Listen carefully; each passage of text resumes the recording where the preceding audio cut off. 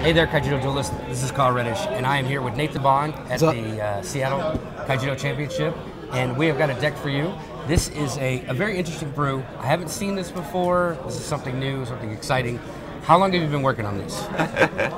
Last weekend. Last weekend. So you haven't had a lot of testing, but you realized it's good. Oh, I threw it under the testing. Did you? I went crazy with testing. As soon as we found it, it was just like, the day we found it, I spent another 8 hours that day testing it, and then I went over to the teammate's house, spent another 8 the day after, took a couple days off, and then did another 8-hour testing before getting ready to be on the flight. So I've spent well over 20 hours testing it. So you're confident? Yes, very. All right, let's go over the deck. Now, it looks like I see a lot of synergy. It looks like I got 20 enforcers, is that correct? Yes, 20 enforcers that are non-evolution, and 8 enforcers that are. 28 total. Okay. This looks like a very fast, very aggressive, but can hold off stuff with blockers. You got an early blocker, an early attacker, a great attacker that can banish. When he gets banished, it taps a creature. This guy gets the boost for having another enforcer in play, which I should almost always have. Absolutely. This you're relying on the Heart of Light, so all your cards are light cards. Yep. No dual civ. It can be played with the dual civ of Homunculon and Swordhorn. Okay. I chose against it, but that variant does exist. In testing, did that become a little clunky with the coming into play, coming into the mana zone tapped?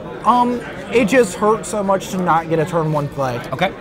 You'd rather have this turn 1, you know, than wait and get a Swordhorn on turn 3. Okay. And we have a great vanilla enforcer. Great for the Evo bait, great to hold off rush, stuff like that. How good is, you have 2 Storm Patrols, how good is this guy?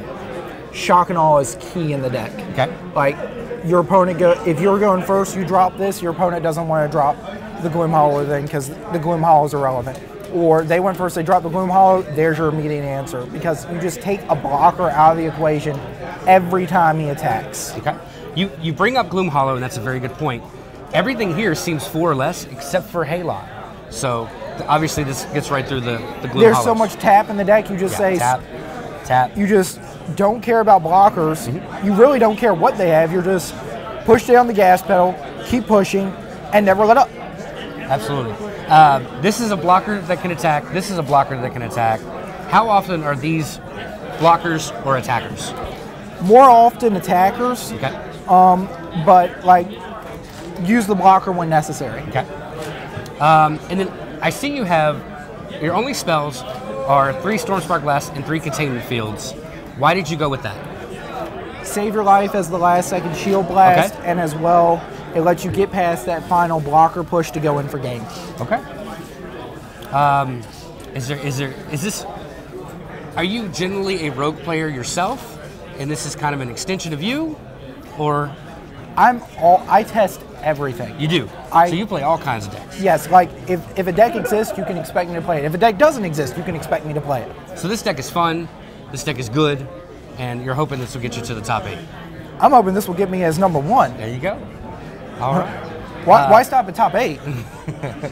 This guy, how good is this guy for you? That'll be the last thing we cover. He's insane. Just getting that turn 4 double breaker. It's like you're playing nature again. He's your Sabretooth. Okay.